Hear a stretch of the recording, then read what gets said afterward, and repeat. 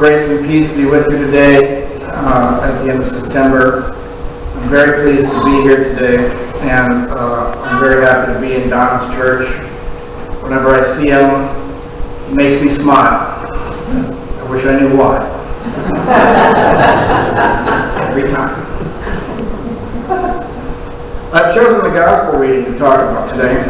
It's about the difference between what we say and what we do. Jesus is giving us an example we can all identify with. There are those times when we say we can't be bothered to do something. We try and get out of it or blow it off, and then we come to our senses and do it anyway. We don't have to be in a good mood to get something done. Then there are times when we take the assignment, we say, sure, I can get that done by Tuesday. And then Tuesday comes and goes, and we say, I forgot. Or I was overtaken by events, or sorry man, something came up. For whatever reason, it didn't happen. Jesus was tying it to the tax collectors and the prostitutes who had gone out to John the Baptist, where they had repented the life that they were in. The priests of the temple, however, did not feel like they had anything to repent. Everyone knew they were sacred and holy because they did all the rituals that would give them purity. They did it by the book. Jesus said that sinners will find the kingdom of God before the priests. The kingdom of God is here on earth, and Jesus was telling us how to find it. It is all around us. All we need to do is see it in our mind's eye. It's not a place, it's a way of being. It's when we are connected to God in this life, to all the eternal truths. The priests were caught up in the window dressing of purity, saying the right things instead of the actual demands of God, which are to do the right things, bring justice, mercy, and humility into our lives. So let's bring it back to us. What is it that we say we are, and what is it we do? What does Jesus expect of us, and how are we at living it out? The root question in our time is, what is the point of having a church? Why do we think it is valuable? Here's an example. I've been working in the field of forgiveness. What is it? How do Christians see it? What do Muslims say about it, or Buddhists, or Jews? Forgiveness is something that every spiritual tradition has insight about, and it is certainly at the core of our practice. It is in our mission statement. We ask God to forgive us as we forgive others. So that's one good example of what we say. How are we at doing it? When I talk about forgiveness, I like to think of it in concentric circles. Like when you drop a stone in a lake and these concentric circles spread out over the surface. So the first circle of forgiveness is forgiving myself. If I cannot forgive myself, I will find it difficult to forgive anyone else. And when I come to a church service, the first thing we do is confess that we need forgiveness.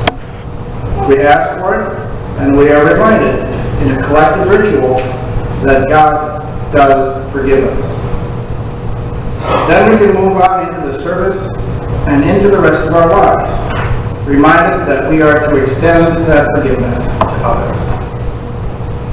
Forgiving others, then, is the next ring.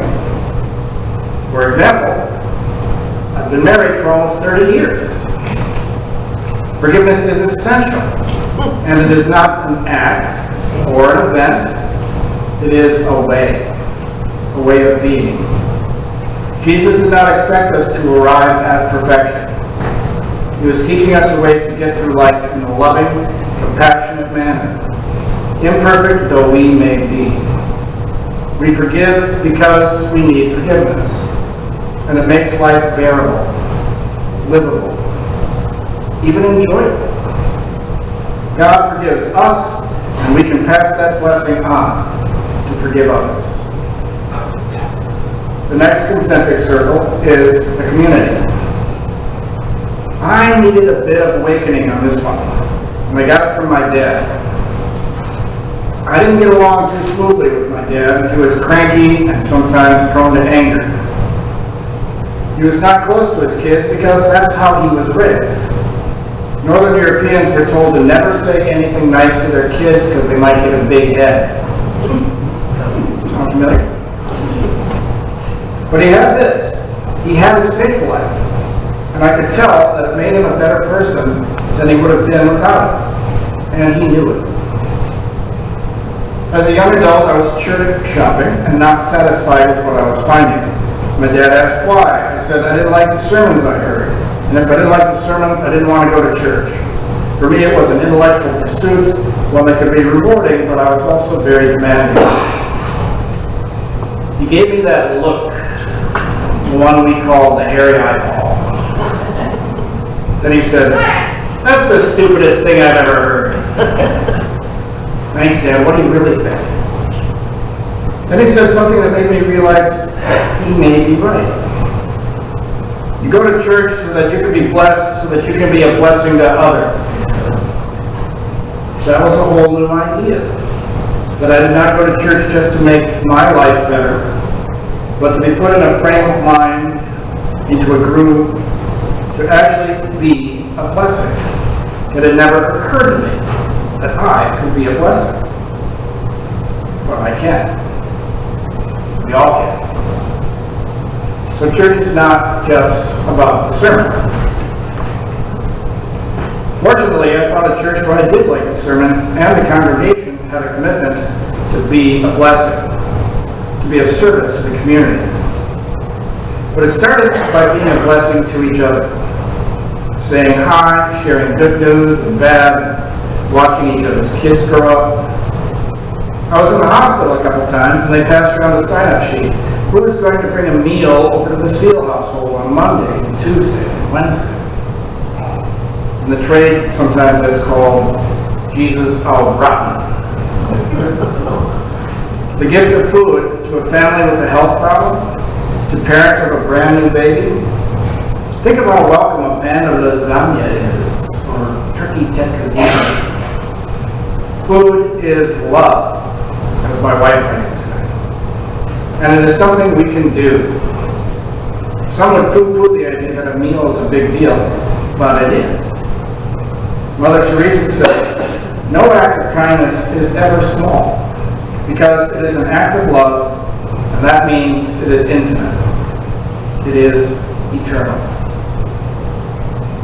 So, we come to church to find our own way to peace and connection to God, teachings of Jesus that help us get there.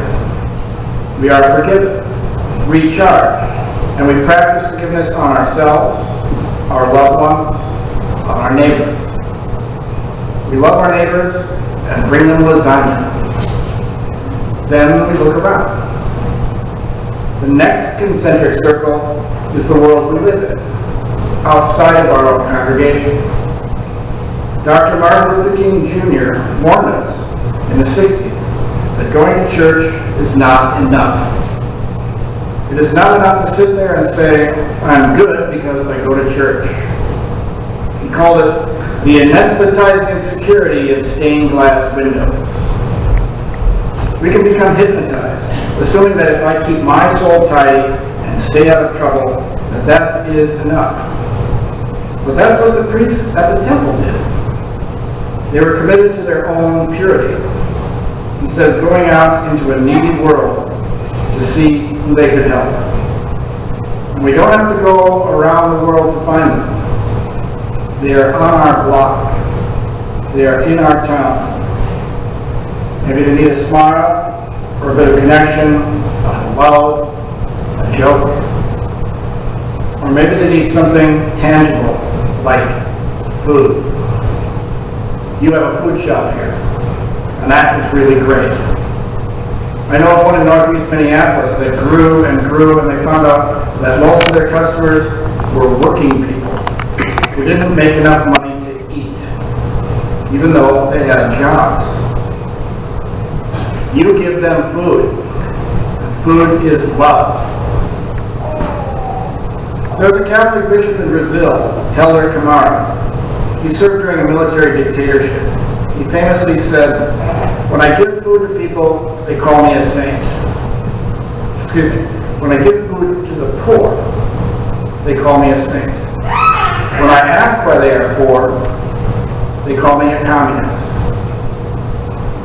Let us join him in asking, why are people hungry in the richest farming community the world has ever seen? Why are working people paid so badly they run out of money for food? Can we forgive them for being poor? Finally, how is it that we prosper from their poverty? That is prophetic language. How are we falling short of our own ideals? The church is the only place that makes us look to the suffering of others and keeps us honest. So I go to church to connect to God, to the rituals, to the teachings, to the community, and to the mission. To band together with like-minded people, to make a difference. I may not be able to change the world, but I can change my world. I can change me. And I can be a blessing to those I run into.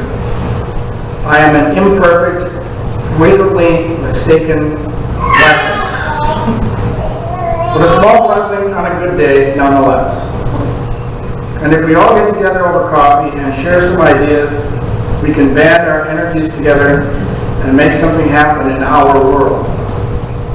And that is something I want to be a part of. Let us pray. Dear God, our Creator, thank you for this community, for the Presbyterians around the world, for the followers of Jesus, for those in other faiths and other traditions who make peace and love a priority like we do. Help us to live up to our best traditions. Help us to do what we say we are committed to. All this we ask in your name.